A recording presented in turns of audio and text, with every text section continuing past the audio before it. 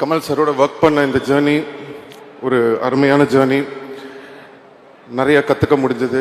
பொதுவாக வந்து நான் படங்கள் ஷூட்டிங் போகும்போது புது ஆக்டர்ஸ் இல்லை புதுசான யாராவது வந்திருக்காங்க அப்படின்னா அவங்க வந்து நம்ம கூட டான்ஸ் ஆடும்போதோ இல்லை பெர்ஃபார்ம் பண்ணும்போதோ ஒரு விஷயம் சொல்லுவாங்க. உங்களோட பெர்ஃபார்ம் பண்ணும்போது கொஞ்சம் பயமாக இருக்குது அப்படின்ற மாதிரி, கொஞ்சம் நர்வஸாக இருக்குது அப்படின்ற மாதிரிலாம் சொல்லுவாங்க. அப்போ நான் நினைப்பேன், ஒரு வேளை சும்மா நம்மளுக்காக சொல்கிறாங்க போல் இருக்குது நர்வஸாக இருக்குது அப்படின்லாம்.